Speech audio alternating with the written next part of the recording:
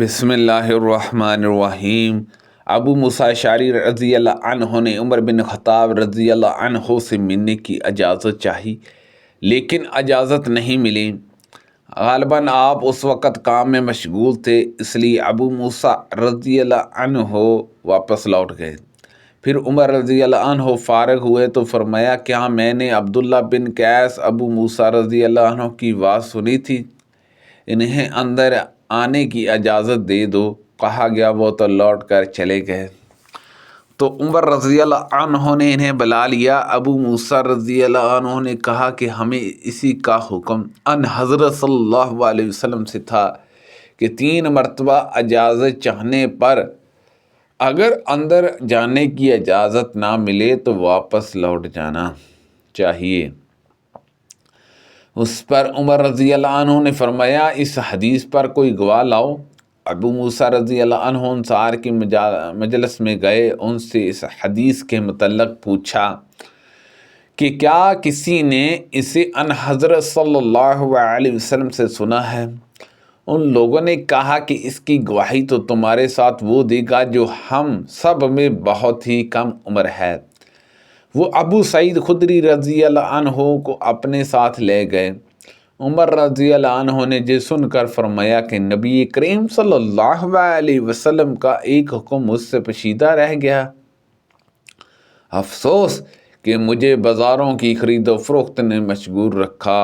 آپ کی مراد تجارت سے تھی۔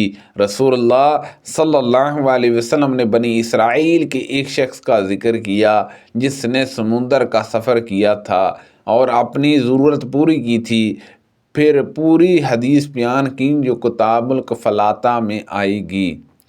تجارتی اونٹوں کا قافلہ آیا۔ ہم اس وقت نبی کریم صلی اللہ علیہ وسلم کے ساتھ جمعے کے خطبے میں شریک تھے۔ 12 صحابہ کے سوا باقی تمام حضرات ادھر چلے گئے۔ اس پر یہ آیت اتری کہ جب سوداگری یا تماشا دیکھتے ہیں تو اس کی طرف دوڑ پڑتے ہیں اور آپ کو کھڑا چھوڑ دیتے ہیں۔ نبی کریم صلی اللہ علیہ وسلم نے فرمایا، جب عورت اپنے گھر کا کھانا، غلہ وغیرہ بطریقہ گھر بگاڑنے کی نیت نہ ہو خرچ کرے تو اسے خرچ کرنے کا ثواب ملتا ہے، اور اس کے شوہر کو کمانے کا اور خنساچی کو بھی ایسا ہی ثواب ملتا ہے۔ ایک کا ثواب دوسرے کے ثواب کو کم نہیں کرتا۔ رسول اللہ صلی اللہ علیہ وسلم نے فرمایا، اگر عورت اپنے شوہر کی کمائی اس کی اجازت کے بغیر بھی اللہ کے راستے میں خرچ کرتی ہے تو اس سے آدھا ثواب ملتا ہے۔ میں نے سنا رسول اللہ صلی اللہ علیہ وسلم فرما رہے تھے کہ جو شخص اپنی روزی میں کشیدگی چاہتا ہو یا عمر کی درازی چاہتا ہو تو اسے چاہیے کہ صلہ رحمی کرے۔ ابراہیم نحنی کی مجلس میں ہم نے ادھار لین دین میں سامان گروی رکھنے کا ذکر کیا تو انہوں نے کہا کہ مجھ سے سودا نے عائشہ رضی اللہ عنہا سے بیان کیا کہ نبی کریم صلی اللہ علیہ وسلم نے ایک یہودی سے کچھ غلہ ایک مدت مقرر کر کے ادھار خریدا اور اپنے لوہے کی ایک ذرہ اس کے پاس گروی رکھی۔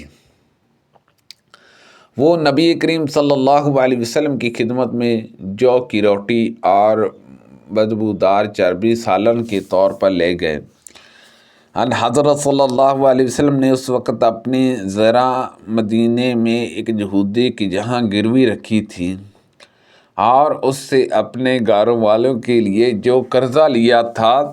میں نے خود آپ کو یہ فرماتے سنا کہ محمد صلی اللہ علیہ وسلم کے گھرانے میں کوئی شام ایسی نہیں آئی جس میں ان کے پاس ایک صاحب گہو یا ایک صاحب غلہ موجود رہا ہو۔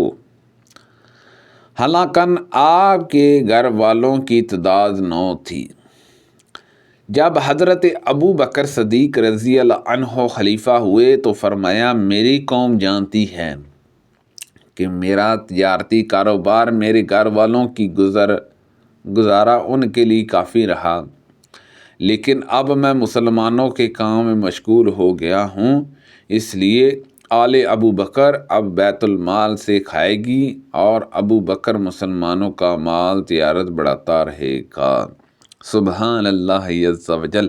اللہ پاک سے دعا ہے کہ اللہ پاک ان حدیثوں پر عمل کرنے کی توفیق عطا فرمائے۔